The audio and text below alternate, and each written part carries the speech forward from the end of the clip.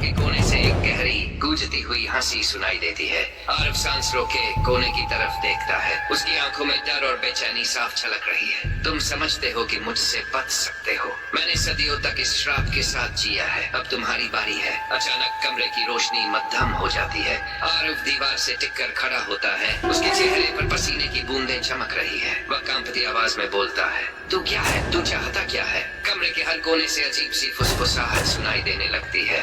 ब्रह्म पिशाच का गुस्से से भरा स्वर कमरे में गूंज उठता है। मैं वो हूँ जिसे तुम समझ भी नहीं सकते। एक समय मैं इस धरती का मालिक था, लेकिन इन मूर्ख इंसानों ने मुझे श्रापित कर दिया। अब मेरी भूख कभी खत्म नहीं होती। हर आत्मा मेरी प्यास बुझाने के लिए है, और तुम आर्व मेरे अगले शिकार हो। हवा ठंडी और भारी हो जाती है। अचानक काले धुएं से घिरी एक आकृति आर्व की ओर बढ़ती है। वह डर के मारे पीछे हटता है और फर्श पर गिर जाता है। हवेली की दीवारें जाग उठती है। आर्व को अचानक महसूस होता है कि वह जिस हवेली में है वह पूरी तरह जिंदा हो गई है। दीवारों से खून की धाराएं बहने लगती है। दीवारों के भीतर से चीखने और रोने की आवाजें आने लगती है। ये सब जिंदा है। ये सब कौन है? आर्व के ठीक सामने दीवार में से एक जली हुई आकृति बाहर निकलती है। उसका चेहरा झुलसा हुआ और खून से सना हुआ है। वह फटी हुई आवाज में चीखती है, महिला की आत्मा, भाग जा। ये हवेली तेरी कब्र बन जाएगी। यहाँ से कोई भी जिंदा नहीं निकल सकता। आर्व पलटकर भागने की कोशिश करता है, लेकिन ब्रह्म पिशाच की हंसी फिर से गूंजने लगती है। वह दीवारों से निकलती आकृतियों की तरफ इशारा करता है। ये मेरी सेना है। ये वे मूर्ख है जिन्होंने मुझे कैद किया, और अब तुम भी मेरे परिवार का हिस्सा बनोगे। आर्व दीवार के करीब खड़ा होता है। दीवार से एक और चेहरा बाहर निकलता है। उसकी आंखें सफेद और होंठ सीले हुए हैं, लेकिन उसकी आंखों में डर और चेतावनी है। वो अनुष्ठान, किताब, वही एक रास्ता है। जल्दी करो, नहीं तो तुम्हारा अंत यही होगा। आर्व अचानक एक दूसरी दुनिया में पहुंच जाता है।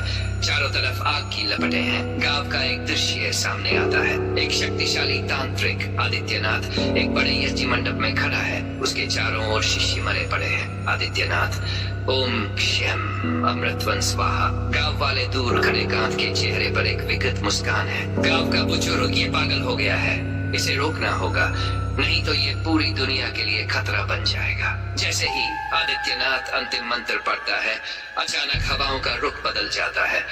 आसमान में काले बादल छा जाते हैं और एक भयानक चीख सुनाई देती है। आदित्यनाथ की आत्मा उसकी ही हवेली में कैद हो जाती है, और तभी से इस हवेली ने हर किसी को अपना कैदी बना लिया जो इसके करीब आया। ये श्रापित हवेली ब्रह्म पिशाच का पिंजरा बन गई।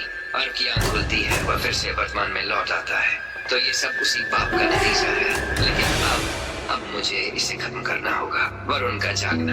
वरुण, जो अब तक बेहोश पड़ा था, अचानक उठ बैठता है, लेकिन उसकी आंखें बदल चुकी है। उनमें काली चमक है। उसकी आवाज गहरी और अजीब हो जाती है। वरुण, आरव तुम्हारा नजदीक है। इस बार कोई नहीं बचेगा। आरव समझ जाता है कि वरुण पर ब्रह्म पिशाच का कब्जा हो चुका है। वह किताब की तरफ दौड़ता है जिसे उसने पिछली बार हवेली में खोजा था। वरुण, मैं तुम्हें बचाऊंगा, चाहे इसके लिए मुझे कुछ भी करना पड़े। लेकिन वरुण ब्रह्म पिशाच के नियंत्रण में है। वह हवा में उड़ता है और आरव की तरफ चिपटता है। अनुष्ठान किताब खोलता है और उसमें लिखे मंत्र पढ़ने लगता है। अगर ये मंत्र सच है तो ये इसे रोक सकता है, लेकिन इसकी कीमत है। जैसे ही वह मंत्र पढ़ना शुरू करता है, पूरे कमरे में आग की लपटें फैलने लगती है। दीवारें हिलने लगती है। आत्माएं चीखने लगती है। तूने मेरी शक्ति को ललकारा है, अब तू इसका खामियाजा भुगतेगा। पिशाच आर्व की ओर बढ़ता है, लेकिन आर्व बिना रुके मंत्र पढ़ता रहता है। इस मंत्र का सबसे बड़ा सच ये था कि इसे पूरा करने के लिए आर्व को अपनी आत्मा का बलिदान देना पड़ता।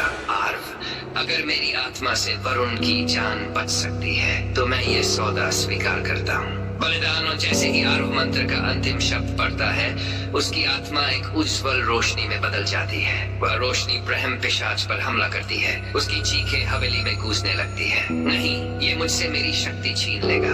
हवेली गिरने जमीन पर बेहोश पड़ा है। आर्व की आत्मा अब ब्रह्म पिशाच के साथ विलीन हो रही है। वरुण, भाग जा, मेरी आत्मा अब तुम्हारी रक्षा करेगी। हवेली पूरी तरह से ढह जाती है। अंधकार छा जाता है। क्या आर्व ने ब्रह्म पिशाच को हमेशा के लिए हरा दिया, या ये सिर्फ एक नई शुरुआत है? इस कहानी का अंत जानने के लिए हमारे चैनल को सब्सक्राइब करें और अगला एपिसोड देखें। धन्यवाद।